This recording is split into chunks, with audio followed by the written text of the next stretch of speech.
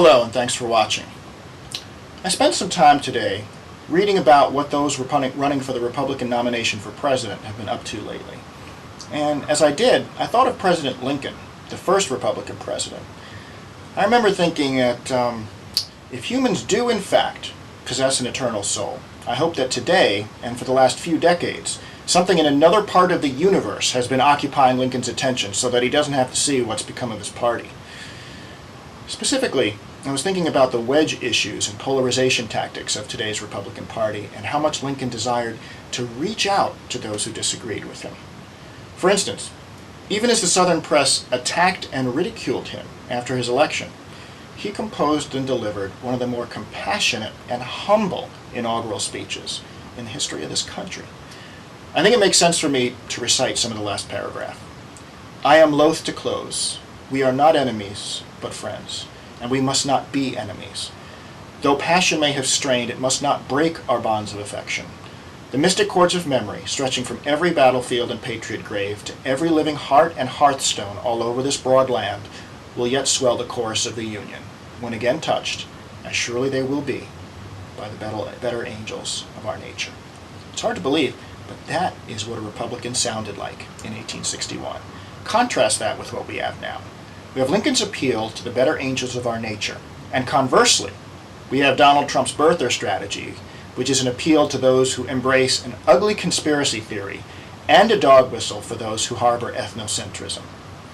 We have Lincoln's desire not to break our bonds of affection, and we have Michele Bachmann's bigoted and divisive use of the wedge issue of gay rights and gay marriage. Yeah, I don't know if you've heard about this.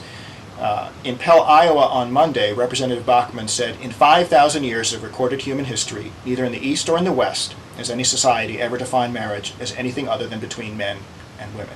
And she hastily corrected herself, and she said, well, it's not until the last 12 years or so that we have seen, for the first time in recorded human history, marriage defined as anything other than between men and between women. So let's break this down. Michele Bachmann's big argument against doing the right thing and giving gays and lesbians marriage equality is that the right thing has never been done before, so why should we do it now? What if Lincoln had thought that way about slavery? Well, we've never treated humans from Africa as real people before, so why should we do it now? What if we treated disease that way? Well, we've never had a cure for cancer or leukemia or anything like that before, so why should we try and find one now? So we shouldn't do the right thing regarding civil rights for gays because it's never been done before. Representative Bachmann. That's just awful. And what's worse is that she said this as part of a visit to Iowa to promote her bid to become the Republican nominee for president. That is what she and her campaign team thinks appeals to the Republican electorate of today.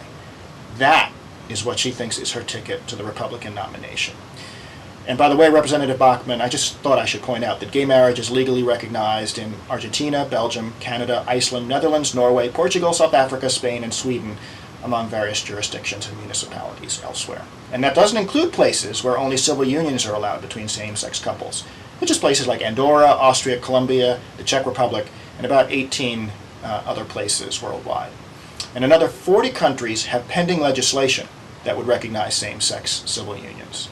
So not only is Michele Bachmann bigoted and appealing to the lowest common denominator in her party, she isn't close to being right about this or most any other issue, as anybody in Lexington or Concord could tell you. Now, turning our attention back to the overall field running for the Republican nomination, perhaps the most bizarre thing of all is that it could only be in the insanity known as the modern Republican Party where the loser for this week, in terms of who did the worst among those vying for the nomination, would be Mitt Romney, who spent the week running away from the 5-year anniversary of the enacting of his signature achievement while governor of Massachusetts. And of course, I'm talking about his health care reform plan known as Romneycare, which bears a striking resemblance to the health care reform bill signed into law by President Obama. Now, probably the only surprising thing about Romney running away from his health care reform bill is how long it took Romney to reverse himself on this one. If it was one of many other issues, like abortion or gun control, he'd have probably reversed himself about half a dozen times in the last 5 years or so. Which brings me to my suggestion for a campaign logo for the Mitt Romney campaign for president: a sine wave. So this is where we are with the current crop of Republican candidates, and is why I felt somewhat sad when I thought of President Lincoln. Honest Abe deserves far better than to be thought of as having any association whatsoever to those calling themselves Republicans today.